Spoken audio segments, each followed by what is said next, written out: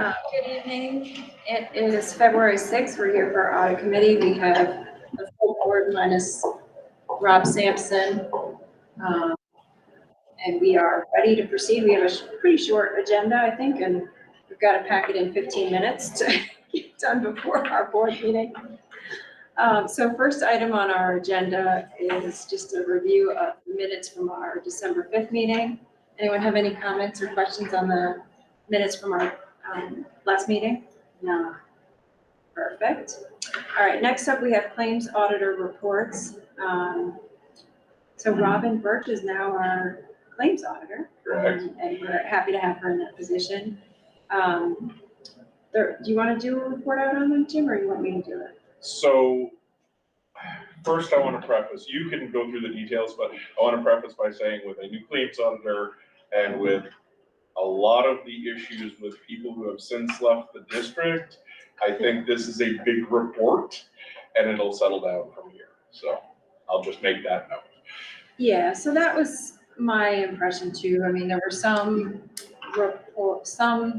claims on the reports that were attributable to people who were new and no longer here and may not have been as familiar with procedure. And purchasing is not easy. There are a lot of requirements around it. And none of the charges were anything that would have been unauthorized. Correct. There's a number of issues that Robin identified. There were a bunch of them that had to deal with renewals.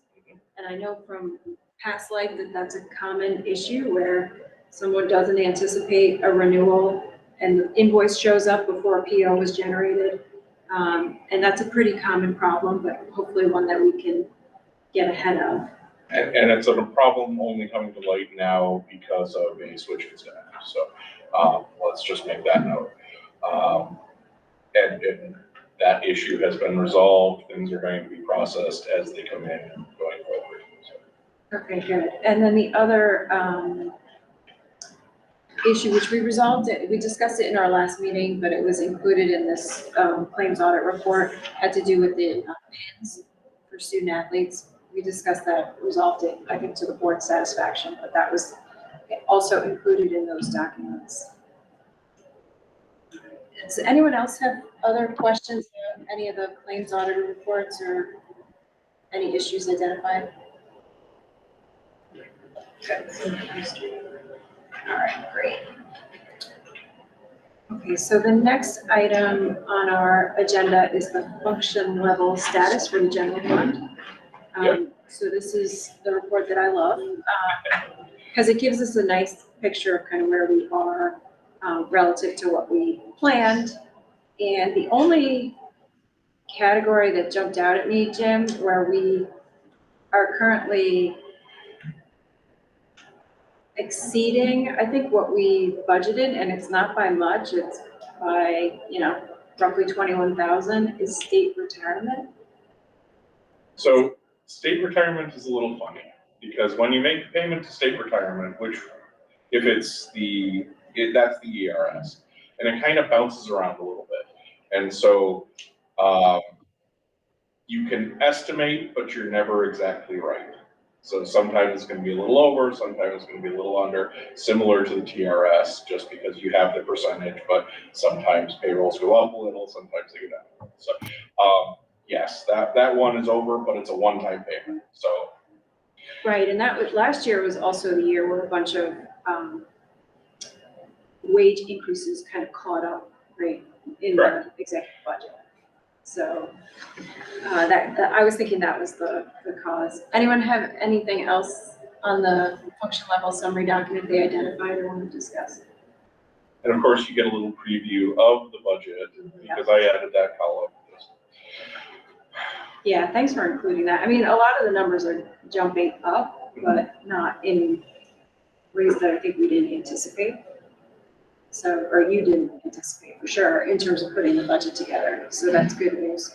And then for pretty much every other category, either we're spending less than we projected, or we're pretty darn close to where we're going to end up at the end of the year.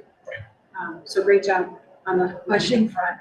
Thank you. Okay, and then Our last item is the school lunch profit and loss report. So because we had a gap between December, and December was a meeting where we didn't address the school lunch profit and loss because we were focused on another topic. We have 3 months of reports to look at. So for October, you'll note that we were significantly in the negative by about $30,000. That added to about $16,000 during September to make us about $50,000 for the year. But when you get to October and November, an interesting thing happens. If you look at the bottom line, we're actually positive for November.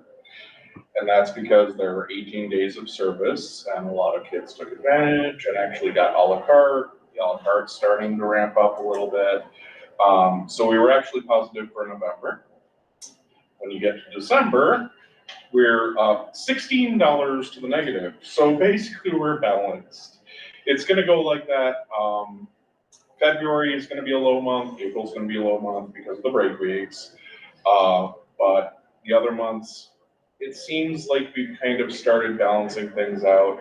And hopefully we won't be quite as negative at the end of the year as we were 3 years ago. I wanna say it was like $90,000. It's like 80 to 90,000. Yeah, so, but things are up, things have stabilized, let's put it that way, and let's hope it continues going forward. Good. All right. Anyone have questions on those reports? Great. All right, our next committee meeting will be April 3rd, prior to our board meeting. Yeah. I think we can probably plan for a half hour. Unless you anticipate any lengthier topics. Budget.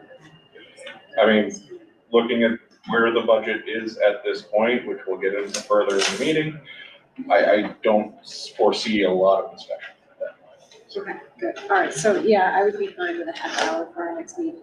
Okay. Starting at 6. Okay, great. I think that concludes our meeting for tonight. Thank you, Jim. Thank you. Thanks for. Frank, we got 8 minutes.